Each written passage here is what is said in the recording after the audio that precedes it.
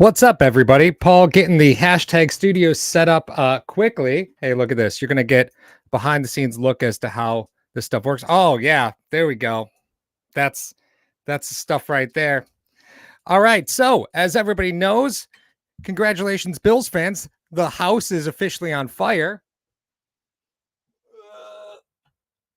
All right, there we go. So, as luck would have it, the Buffalo Bills have made a shocking trade. And by shocking, I think a lot of people are going to say, Paul, what in the hell happened?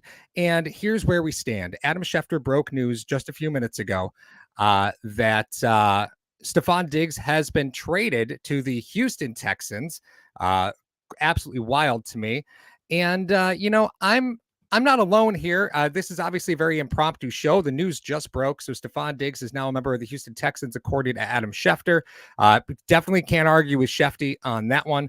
Mario is in the queue. He's just getting his camera set up because we wanted to get to everybody as quickly as possible because there's a lot to unpack here, but this will be a relatively quick show. This isn't going to be a long one. I'm sure we're going to get to more detailed content as more news breaks about this. But let's just quickly talk about what the Houston Texans ultimately have done. So if you're the Houston Texans, they are now carrying, let's see here. The Houston Texans starting lineup now looks a bit like this. So they've added Diggs already to Tank Dell and Nico Collins. Again, Texans doing exactly what the Bills did with Josh Allen, right? Going out and getting a veteran receiver, and that veteran receiver is going to be there to help run the rest of the show. They've already added Joe Mixon, and they've already added defensive tackle Tim Settle coming over from the Bills. So they now have Diggs and Joe Mixon in to mix in with Tank Dell, Nico Collins, and Dalton Schultz, who is an outstanding tight end in that group. Really, really dangerous for the Houston Texans. Now, here is ultimately where we sit. And Mario, when you are good to go, you go ahead and just hit that show on stream button, and we'll get you in. The Buffalo Bills are receiving, in my opinion, absolute peanuts for what you just saw. There's nothing about this trade that makes me comfortable. Now, mind you, Diggs, according to a lot of people in the media, was a bit of a headache. I can't speak to that, right? I'm not going to speak to that. That's not my place. I really don't know anything more than what the Twitterverse tells me. But with all of that being said, the Bills walk away with a second round pick in 2025. So not a pick this year. We're talking about a next year second round pick. Now, mind you, Minnesota is going to be pretty bad. So it's going to be a very good second round pick, which is probably why they end up having to give up the later draft picks. So the Bills end up giving a sixth round pick this year, a fifth round pick next year, and Stefon Diggs to get a Houston second in 2025. So again, Bills are walking away with nothing this year. You lose Gabe Davis to free agency. You lose Stefon Diggs, and we gain Mario Granada. Mario, nobody wants to gain that ever. Happy Wednesday, my dude. Yeah. No. So first off, hey, look, I have you in spirit with me. I got my Timmy hose right here. I just ate a donut with two hands. Let me just. Oh my God. So Mario, the Bills walk away with nothing in 2024 for dealing Stefon Diggs. And before we get into it, we were asked a lot about what the cap implications were going to be. I'm going to show this real quick. Jason from overthecap.com. We absolutely love Over the Cap. Jason from overthecap.com says the Bills will carry about $31.1 million in dead money for Diggs. It's pretty much a disaster extension. Remember, Diggs had just signed an extension not long ago. They ended up paying an extra $21 million in 2022 and 2023 to come away with basically a second round pick next year. So not even this year. So you paid second rounder. Yeah. So you paid extra money to rent Diggs for no reason, right? Remember, you signed him to an extension to get cap space last year. You paid him more money, and Houston is thrilled with this, right? Because they're going to get a Stefon Diggs with no signing bonus money on his contract. They could cut him whenever. Sounds familiar, doesn't it? Sure does. It's exactly what Buffalo did when they got him from Minnesota, right, Mario? Yep, they sure did. The Minnesota signed a 4-year extension with him, which is why it made sense to trade a first-round pick for Stefon Diggs, because you had a 4-year deal instead of a 5-year deal. Mm-hmm. Obviously, Yeah, that's what Well, happened. there's some there's a lot of tread off those tires, right? So the reason people are going to be sad saying, well, why didn't the Bills get a first round pick? You traded a first round pick for him that turned into Justin Jefferson. Why didn't you get a first round pick back for him? Just because he's your number one doesn't mean that teams value him as such. He's going to fit in with Nico Collins and Tank Dell. And with all that being said, right?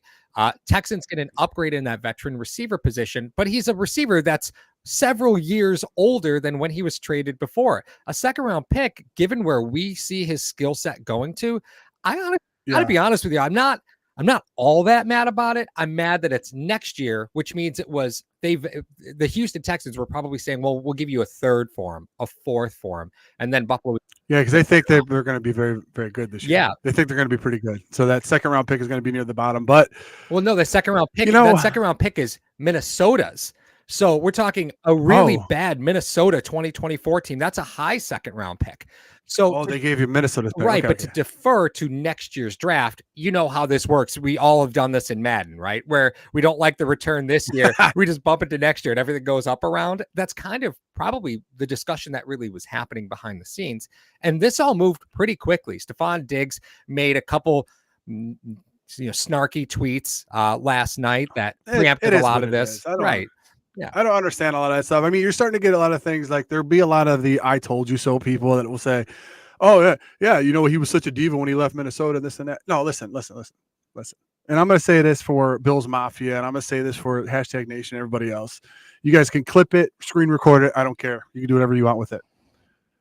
Everyone's going to be like, well, Josh Allen needs Stefon Diggs. Josh Allen was nobody. You look at his stats when he was trying to throw to John Brown and Cole Beasley. Listen. Stefon Diggs aided in the development of Josh Allen, but he developed as an NFL quarterback. He's not the same guy that came in 2018 and 2019, okay? So that being said, what are the excuses for Diggs when you talk about Josh Allen's playoff performance? Yeah. Yet in the last 3 losses that the Buffalo Bills had, you had Diggs 3 for 7, 4 for 35, and 3 for 21. Perfect counter argument, Mario. I totally agree with you, right? I completely agree with you.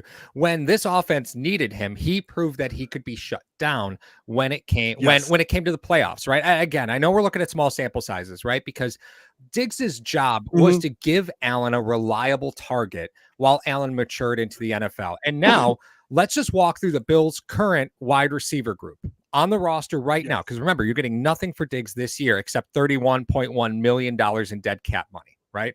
So for $31.1 million, you've got Curtis Samuel, Khalil Shakir, Matt Collins, Justin Shorter, KJ Hamler, that's a signing I really, really like, by the way.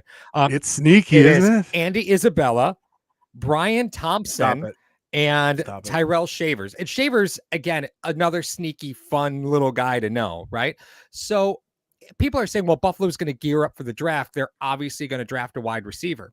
I mean, all signs are pointing to that, right? Is it obvious? All signs point to that. But you're not getting compensation this year. In fact, you gave up compensation this year. You gave up a 5th round pick. Not that a 5th round pick was going to get you to move up into the first as it was, move higher into the first or, no, but a 5th round pick gives you your next starting outside linebacker. Well, and that's the thing, right? Those are picks that have been leveraged by Buffalo for other positions, right? Like that's maybe you draft a safety in the 5th round because you obviously need some safety depth at this point, like you draft another special teams linebacker, right? Like that's where you make those picks, and Buffalo's punting that for this year to get rid of Stefon Diggs. What if, Paul? Now I'm just spitballing here. What if? Stay with me on this one. You talked to John Lynch already, and you said, "Listen, what do you need? All right, give me a second rounder next year. Right? If you can get a second rounder next year, we'll be in business." Okay. Flips Diggs to Houston to try to get the second round pick, and then flips that second round pick to San Francisco for Ayuk, and then still drafts a wide receiver. You're right along the way that we should be thinking about this, Mario. Now, Garno Freck asked a great question. Any chance the Texans eat any of that dead cap money like the Brock Osweiler thing? Now, again, reports on the Diggs deal are still early, so it is possible. But what would have to happen there is Diggs would have to sign a new deal, right? Yes. But the problem is there's so much dead cap already rolled that it's almost impossible to rework any contract that makes the dead cap money thing any better, right?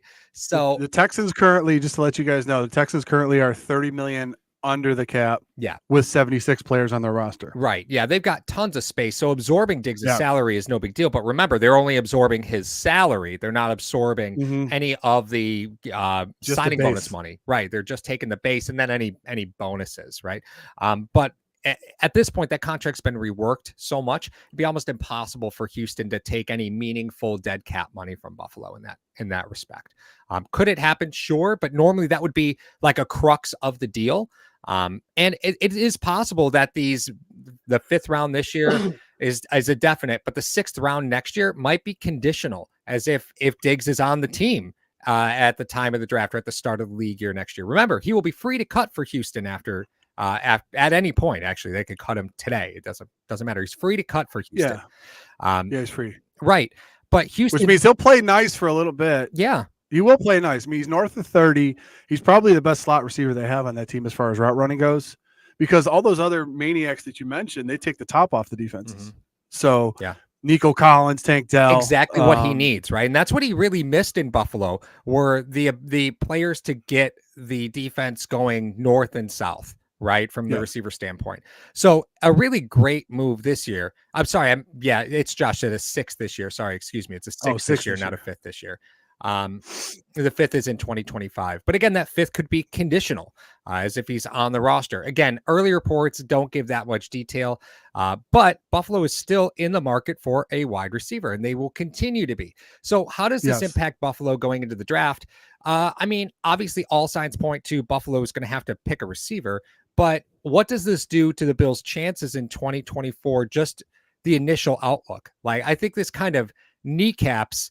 If you were betting on the Bills to win the Super Bowl 2 weeks ago on DraftKings or any of those betting sites, I'm pretty sure the odds just changed, everybody. Why would they? We just read off Stefon Diggs' playoff numbers. Why would they change? They basically wasn't there anyway. Yeah, it really wasn't. Here's the thing that I don't get, Paul, and maybe you can help me with this. Maybe the chat can help me with this as well. Guys, help me out with this. When did we start talking about windows? When did we start talking about windows or closing on certain players? Listen, when I was growing up, and I know it was a long time ago. Shut up, Paul. When we were coming up, we never said that like a team's window was closed when you had a top 3, top 4 quarterback on your team. It was never the window's closed. Oh my God, the window's closed.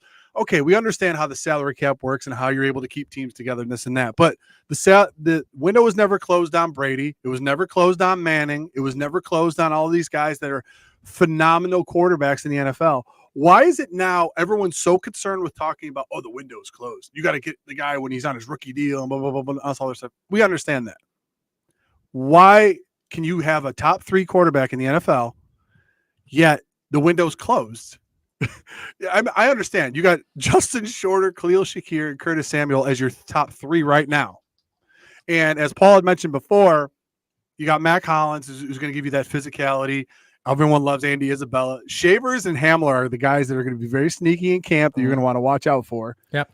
But the names that we probably won't even mention once the draft happens or any other trades happen. But the problem is this. You have Josh Allen as your quarterback. Not all of his success was tied to Stefon Diggs. He was able to develop as a passer and as a quarterback in the NFL. So why is it that everyone's saying that the Bills' window is shut up with the window? Well, and Joe comes in and you probably saw it on the screen. The best time to bet the Bills winning the Super Bowl is probably right now, right? When the hopes are the lowest. Of course, you could watch Joe's razor sharp picks throughout the entire season.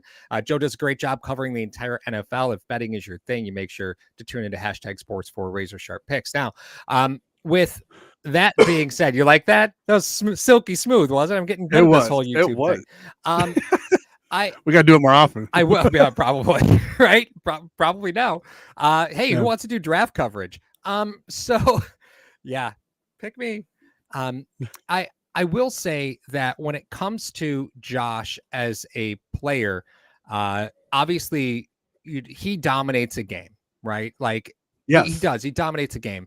But it had to be exhausting as a person to consistently have to speak about a player regardless of your relationship with them. At some point, that just has to be exhausting. And there's no way that you can get in front of the media and take bullets for a player week in and week out, every single day, without it at some point bothering your personal relationship, football aside, right? Business aside, it just has to bother your personal relationship. Now, I know, and Daniel Garis had mentioned it in the chat. Daniel Garis always does a great job contributing in the chat. Thank you so much. I think he's a moderator too, right? He's one of our mods. So he mentions that this makes the Justin Jefferson trade look worse now that you traded Diggs for a second, which is actually next year. I actually disagree with that. And here's why I disagree. One, Justin Jefferson's probably about to become the highest paid player in the NFL, right? And he did it with Kirk Cousins, and people are going to shit on Kirk Cousins. But I'll be honest with you, Kirk Cousins, if you remove the playoffs, which we're asking it that we're saying that about Diggs, right? If you remove the playoffs, Kirk Cousins has Hall of Fame numbers, right? Kirk Cousins is Creed. Okay, let's just put it out on the line. You're not going to admit that you like it, right? But he's an excellent player. Sure. But what you did was you bought what Houston just bought from you. You bought it. You just happened to buy it 5 years earlier. Right? Yeah. Like Houston is buying a veteran receiver to help Stroud get over what they feel is a hump, right? Yes. To bring true accountability and route running to that wide receiver room. Now, mind you, they're bringing Diggs in to help develop players, which I don't think Diggs has any interest in. So while on paper this looks great, the long view of it, again, I don't think Houston's going to get what they were bargaining for there. Now, Diggs is a great teammate to players. Like, remember, Diggs stayed when everything happened with DeMar. Diggs stayed at the hospital after the team had left. Like, all signs point to Diggs is, to a player, a great friend, right? To the media, he's a villain. An organization. Yes, yeah, right, exactly. So what are you really going to do here if you're Buffalo? That's a big personality that's not in the room anymore. Does that give your guys an opportunity to flourish that would have been stifled otherwise? Yes, there's opportunity, right? But does that allow other personalities to finally walk into that room? Maybe that was a reason why you saw somebody like Gabe Davis struggle. We don't know what was happening inside the meeting rooms, right? Yeah, but if this was their plan to do that, you think they would have probably retained Gabe Davis. Much to the chagrin of a lot of Bills fans, they probably would have been like, "Listen, why'd you keep Davis and get rid of Diggs?" But I always harken back to this, Paul. We have to always talk about this. Okay, forget about the fact that the Buffalo Bills own the picks that ultimately drafted Justin Jefferson and Patrick Mahomes. Let's just forget about that. Yeah, right. Second. You did not know, number one, that Justin Jefferson was going to be there. The pick before was Jalen Reagor. What if those were switched? That's what I mean, right? Yeah, exactly. He was the fifth wide receiver taken off the board. You didn't know Justin Jefferson was going to be there. So what did you do? You decided to get your quarterback, as Houston, as Paul said, as Houston is right now, albeit 5 years later, you're getting your quarterback, one of the best route runners in the NFL, to try to have him to see the field the way the wide receiver sees the field. After 5 years later with Stefon Diggs, Allen has learned all he's going to learn. You got Joe Brady, who's the new man in town. He probably didn't gel well with Stefon Diggs, thus asking us a different question on a different day. How much power does Joe Brady have in that room to say, I don't want Diggs in here anymore? Right. He's not conducive to my offense. Get him out. Yeah. Well, I mean, and Andrew asks a great question. Let me highlight it. Thanks, Andrew, for your comment. How fast do you think this came together? The truth of the matter is the fact that there's a next year second round pick can lead to one of two conclusions, right? Either this took forever and this was as close as Houston was willing to budge. And that might explain some of the dissension on Twitter from Stefon Diggs, right? Because he knew something was in the works. But I'm sure also that a trade, Bean was going to try and get Diggs to a team that had a quarterback that was going to be at a level Diggs was going to accept, right? The fact of the matter is you trade him to Atlanta, Diggs ain't going, right? He's not going. And you're going to get nothing for him. You trade him to Houston, now you have the opportunity to actually get something back because they've got Stroud, right? It's the same thing as if you're going to trade him to Cincy. I think the problem that I have here is, one, you trade him to an AFC team, right? So pull back the layers here. Don't love that, which tells me that the whole Stefon Diggs being traded conversation has been in the works for a while, right? as an organization. How long with Houston? Well, the fact that they probably settled on Minnesota's 2025 pick tells me that this has probably been an ongoing conversation for some time, right? Yeah, because what you're thinking, here's what's going on, guys. The Buffalo Bills, at least in my estimation, the Buffalo Bills are betting that Minnesota is going to be horrible. So that 2025 second round pick is going to be high enough that it's considered a value pick. Now, Right. Paul, when was the last time the Buffalo Bills traded future first or second round picks? It was for Josh Allen. Mm-hmm. Remember? Yep. They traded from 10 to Cornerstone 27. player. Yep. Cornerstone player. Yep. Does this mean that they may not take a receiver and may like one next year that they need to get up for? That they may trade 2 seconds to get up back into the first round? Well, I think if you're Buffalo, right, you can look at it. You've got 28. You've got your second round pick this year and Minnesota's, which everybody is. I mean, that team's going to be bad, right? So that second round pick is going to be a great pick. So I think that gets you from 28 to 17.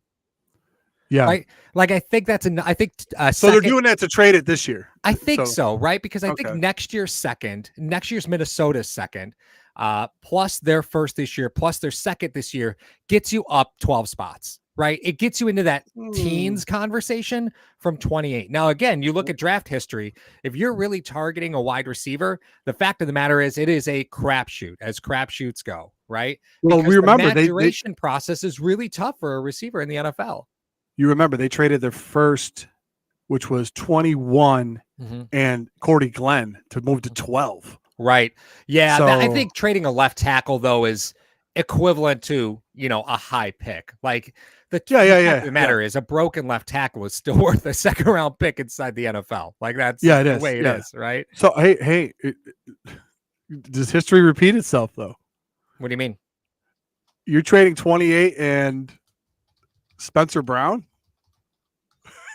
Oh, that's interesting, right? Spencer Brown, 28 and Minnesota second gets you into the high teen or gets you into the low teens, dude. Right. Maybe 13 or 12. Yeah.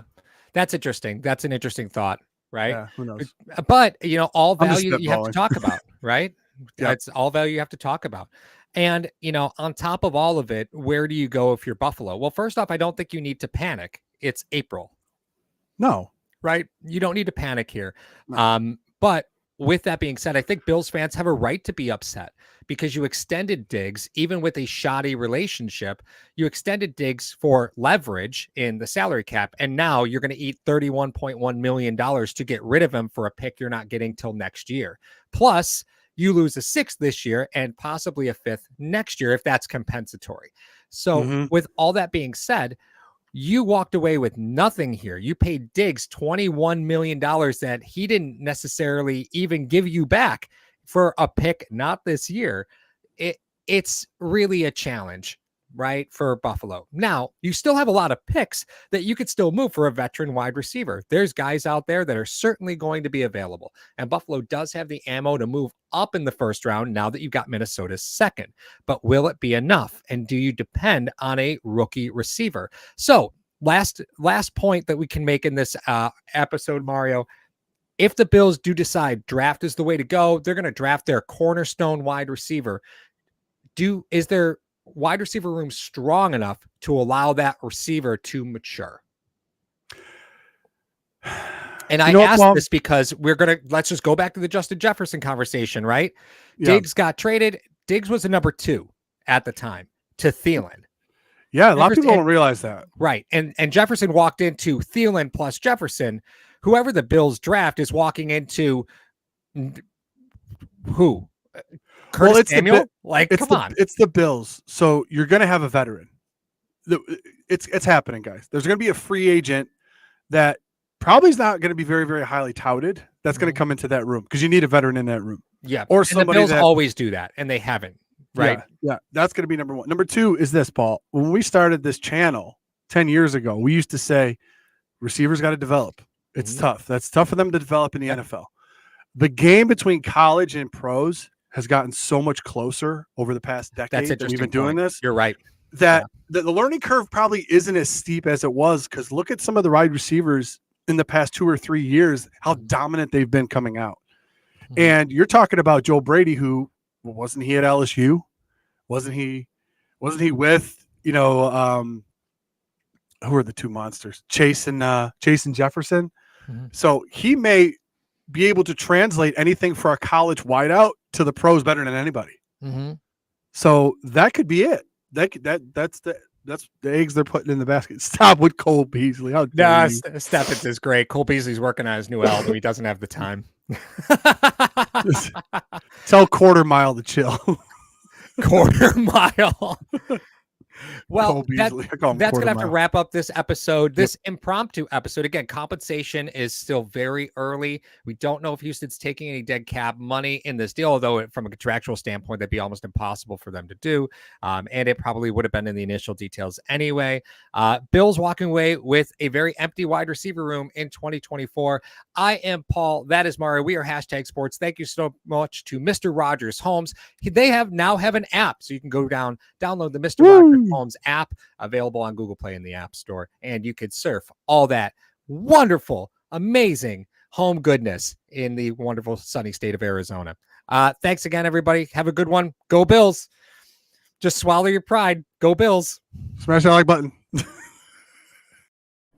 Hello, fellow Bills fans. Sean Rogers, Realtor and lead of the Mr. Rogers Homes team. Did you know that real estate is one of the best ways to build wealth, and right now is one of the best times to own an investment property in Arizona? Please reach out to me. I'd be more than happy to answer any of your questions so we can take the next step to your financial freedom here in the Valley of the Sun, utilizing real estate. As always, God bless America, and go